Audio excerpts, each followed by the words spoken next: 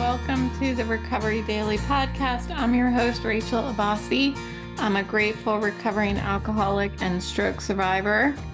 No, I am not losing momentum on the podcast.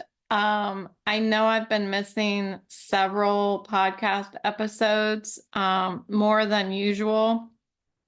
And it's because they have been doing a lot more difficult activities with me at vestibular therapy, and it is just wrecking me by the end of the day. So back today, but yesterday was really bad. I could barely move. Yesterday, I couldn't let the dogs out. It was terrible. It was terrible. And so we'll see. I'm just trying to take care of myself and put my health first. But I promise you, I have every intention of being here every day, like I always do. But some days lately, it's getting really difficult. So that's why I keep missing some here and there. And so that's out of the way. Then I also wanted to remind you of the book of the month, which is Man's Search for Meaning by Viktor Frankl. I have finished the book. It is well worth reading. I learned a lot from it. I've already had an episode about one of the topics that is covered in the book. So I listened to it on Audible. So it is on Audible if you're interested in just listening instead of reading. And thirdly, we have May's Listener Challenge. So it's May 23rd. The Listener Challenge, if you are not aware, is creative expressions. So this month, I'm asking listeners to do some sort of creative activity. So you can write something, paint something, create some sort of music, crafting, sewing, quilting, whatever, woodworking, whatever you're into. And the point is to try to demonstrate the transformative power of change and renewal through creative work. So I have finished, let's see, my fourth project this month. Two of them I had a head start on, so that's not fair, but I did create a quilt. I finished the outfit that I was going to make. And today I finished hemming some curtains for a friend. And I took a old pair of shorts of mine and I took them in at the waist. So now they fit again. Yay. So I'm going to do that for all of my shorts so that I don't have to go shopping. So I think that that falls into creative, transformative change type topics. So take a before and after picture if you're interested and send it over to me at rachel@recoverydailypodcast.com and I will post it on my new website page for recovery upcycling, and that's at recoverydailypodcast.com/upcycling. There's a lot of old projects that I worked on when I first started sobriety up until lately. And you can see what kind of projects that I have upcycled and given new life and purpose. It's one of my favorite hobbies to do. So with that, the topic for today is what I want to be when I grow up.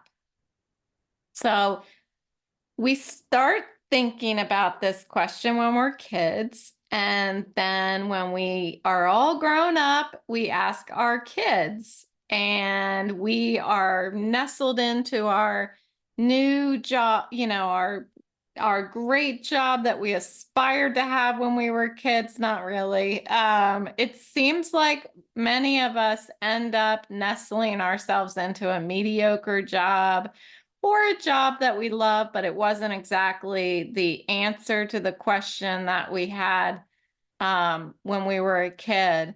But this question can guide us throughout our entire lives. And so I wanted to think about that from that perspective today.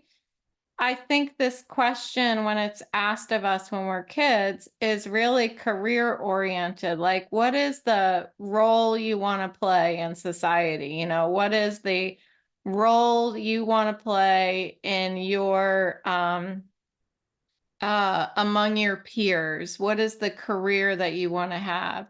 Who do you aspire to be? So what I want to encourage us to do is think about who we want to be today. I want to think about not sitting in recovery, not knowing, you know, am I going to be able to drive ever again? Am I going to be able to kayak ever again? I can't really think too far in the future because I don't know what physical capabilities I will have. But what I can do that's very healthy for me is think about what do I want to be today? And so I did that today. I woke up this morning and I felt really, really bad when I woke up this morning, but I signed on to my AA meetings, and the topic was related to this.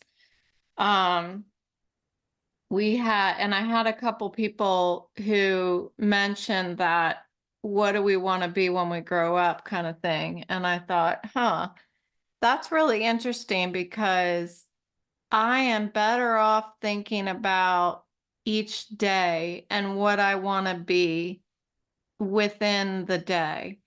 So as the day wore on, however you say that, as the day continued, I started to feel a little bit better. Just been focusing on eating and sleeping. So I pretty much slept until like 1 o'clock and had 2 meals. And then at that point, I started feeling a little bit better. And I was thinking about this. What do I want to be today? Well, I want to be happy today. That's what I was thinking.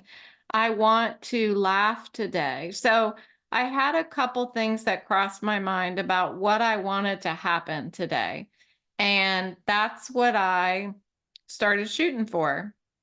So I changed my clothes. I put on something a little more water resistant. I put on some swimmy shoes, like water shoes, and I filled up the pool with the dogs. And we went out back on the deck and they played in the pool. And guaranteed I'm going to laugh at them. And I did. So, by thinking about what I wanted to be today, I was able to achieve it because I time boxed my, you know, aspirations, I guess.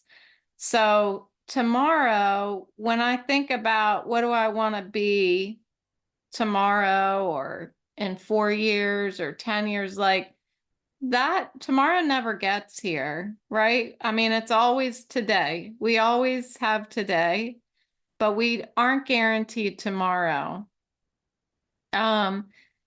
And then sometimes we think about like, oh, well, in another way, like, oh, I'll do that tomorrow. I'll complete that tomorrow. And then we're procrastinating, we're putting things off. What I really want to focus though on is this idea of not putting things off and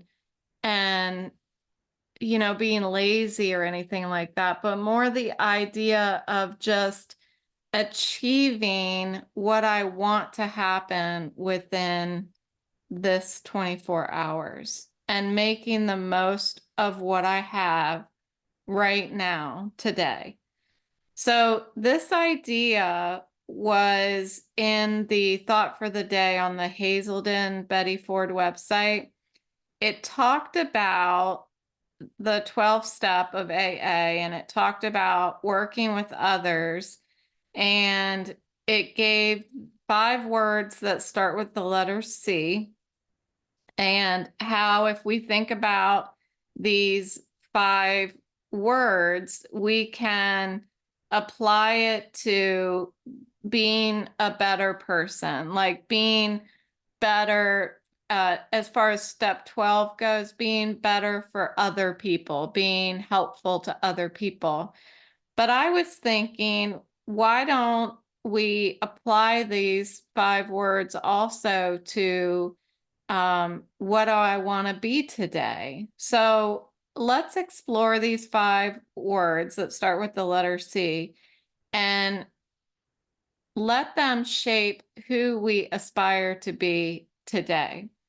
The first one is confidence. So the 5 words are confidence, confession, conviction, conversion, and continuance.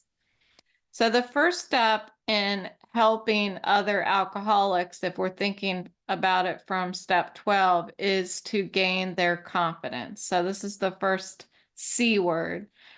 And we do this by sharing our own experiences when we're drinking. And we tell our stories honestly and openly so that others can see that we truly do understand their struggles.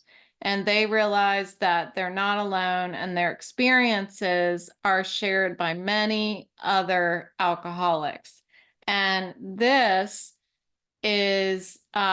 builds confidence both in themselves and in the possibility of recovery and in the fellowship of recovery itself. So when I ask myself, do I care enough about others to earn their confidence? I start thinking about, like, what do I want to be today? Like, how can I apply this to what do I want to be today? I want to be of service to other people today. I shouldn't say people. I want to be of service to others today. And that includes my dog. Sorry, it does. It includes my Weimaraner and my bulldog. So it's important to me that I am giving a part of me to others today. It's who I want to be today. In the grand scheme of things, it's who I always want to be. But if I can time box who I want to be into today, then I can make sure that something like that, a value of mine, that I apply that within each day.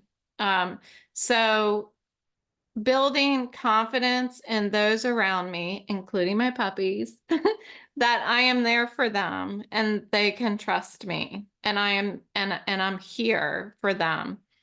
Next is confession. So sharing our experiences is building confidence with others, but it's also acknowledging when I'm sharing my experiences, it's acknowledging my own truth about my journey, my thoughts, and my behavior. So confession is powerful. It's being honest with ourselves and being honest with others and being vulnerable, letting people know that if we made a mistake, that we made a mistake. And this honesty can even further build connections and trust with others, which is essential for our recovery as a unit, as a group. So I've thought about this confession idea with regard to my recovery and what I want to be today. And I have to be really raw with myself on a daily basis and confess to having unhealthy thoughts. If I wake up like this morning and I'm just like, this morning was one of those days where I felt like, what is the purpose? Like, I just can't keep doing this. That's what I was thinking. I just can't keep doing this every day.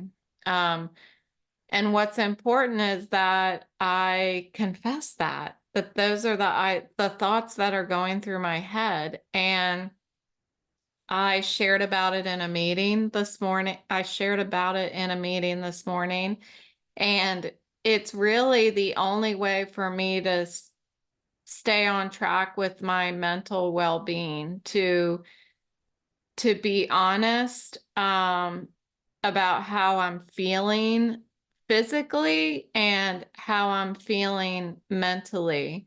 Um, at these days, as these vestibular therapy exercises are being so difficult for me and causing a lot of my symptoms, I have to be more honest about how I'm feeling so that I can heal faster and show up for the next appointment ready to do more exercises. So earlier on, when I first started doing this podcast, and I was not on camera, um, I mean, I still now I look to the side of the computer because it helps my eyes be able to last longer.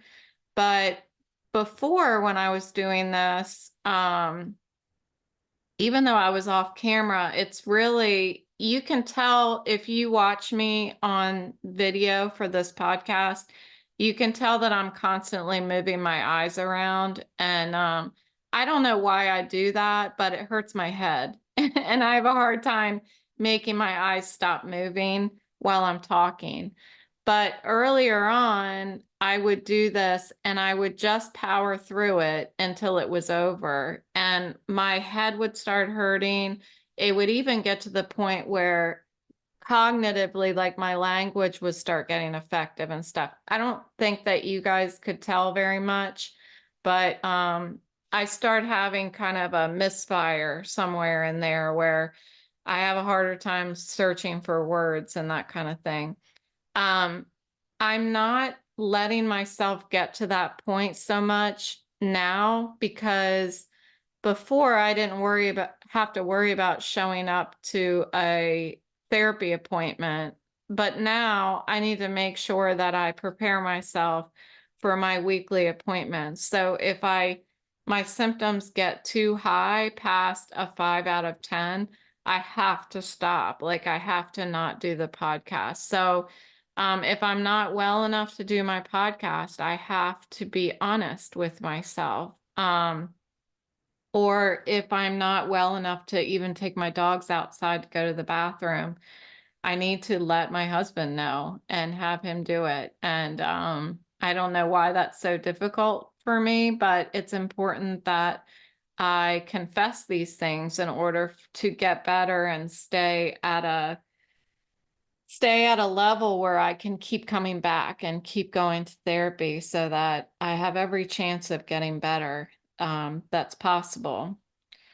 The next word that starts with a C. So we've done confidence and confession. Next is conviction.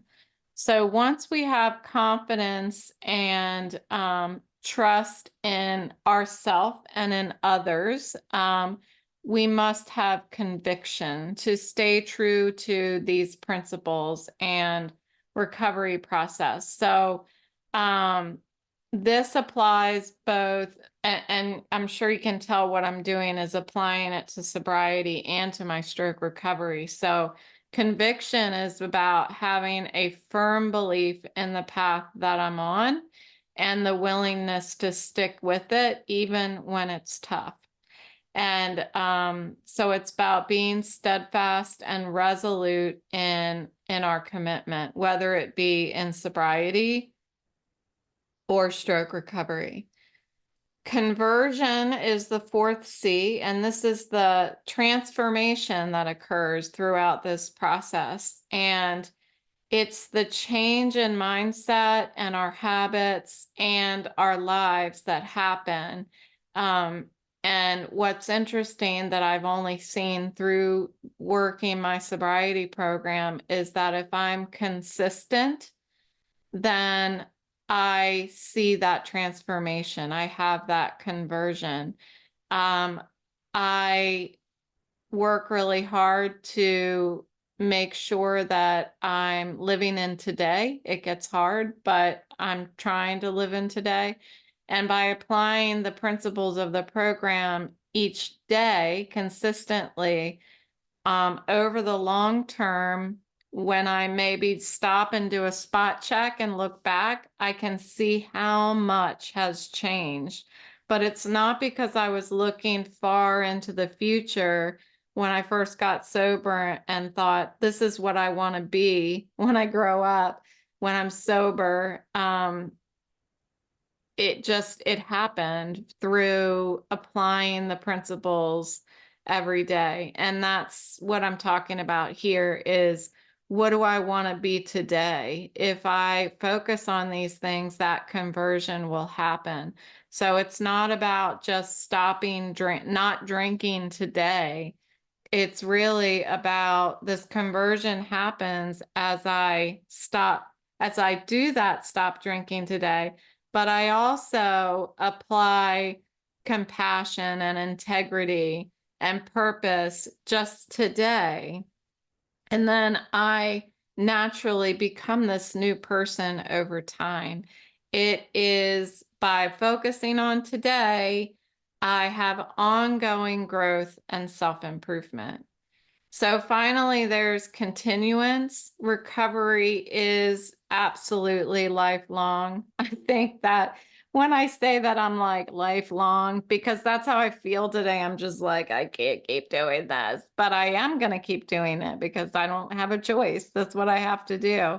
So it requires an ongoing effort and dedication. So continuance is about maintaining my progress, continuing to do the work, and being a part of a fellowship, whether it is sobriety or my stroke recovery, my vestibular disorder support group, being a part of a fellowship and sharing my experience, just like the first C, that brings me right back to the beginning of the C's again. Um, Being able to be a part of and build confidence that, yes, I am a part of this fellowship and I have a daily commitment to trying to live a meaningful life today. When I wake up, every day, I am committed to today. That is why I sign on to my sobriety meeting. When I sign on, I am committing to today. And I do it whether I want to or not. All I have to worry about is today's sobriety meeting. I open my eyes and I roll over and I pick up my earphones and I put them in and I dial into the meeting. Like, I don't even think about it. Sometimes I don't even get up out of bed before I do that. I just sign on and get started because I don't need time to think. It's not going to do me any good, honestly, to do any thinking before I sign on and make a commitment to my sobriety and to living a meaningful, happy life today. So this continuance happens as I make that commitment each day. So reflecting on these 5 C's, they were confidence, confession, conviction, conversion, and continuance. I see that they are steps in helping others, which is really what that thought for the day was talking about. But For me, it really applies as principles that I can live by every day, and it can guide me into who I want to be today. And that's the only way that I need to live, is focused on today. What is the solution for me today? Um, when I think about what do I want to be when I grow up, I'm going to be grown up by the end of the day. I'm going to be older by the end of the day. That's as far as I need to worry about, you know? It's easy to fall into the trap of thinking about tomorrow. But it's the scariest place that I can go in my mind these days. Happiness can be found easier for me when I focus on today, when I focus on what can I do to find that happiness today. And the thought for the day on the Hazelden I almost said restaurant. The Hazelden website reminds me that I can prepare for the future by doing the right thing today, the next right thing today, right now. Um, if something needs to be done, I deal with it today, what I can today, before taking on anything else. And I'm working with my psychiatrist on having that kind of orderly execution of my life, getting things done, implementing something in an orderly fashion in my life. Having 2 goals per month has been working really well for me. Um, the curtains that I finished today, that was one of my goals for the month, and I've already finished it because I'm focusing just on what do I want to do right now? What do I, these curtains are for somebody else, you know, and I wanted to be helpful, and I've been sitting on them for a little while now. So I wanted to make sure that I got them done for the other person. So I wanted to be of service again. And it's really been helping me to stop thinking so much about what I was doing, was thinking about what do I want to be when I grow up. Again, it's like, well, I want to write a book. I want to make my podcast have more listeners. I want to learn how to upcycle clothes and start sewing clothes. That's not going to help me today. Those things are not going to help me today. But what can I do today? Well, I have a list of chapters for this book that I want to write. What's the order that I need to put them in? You know, that's the stuff that I need to worry about today. Um, I want to start learning how to upcycle clothes. Well, today I don't have any shorts that fit. So how about I go grab a pair of shorts and deconstruct them and see how are these things put together, because that's going to help me when I'm learning how to upcycle and put together a new pair of shorts from a skirt or something like that.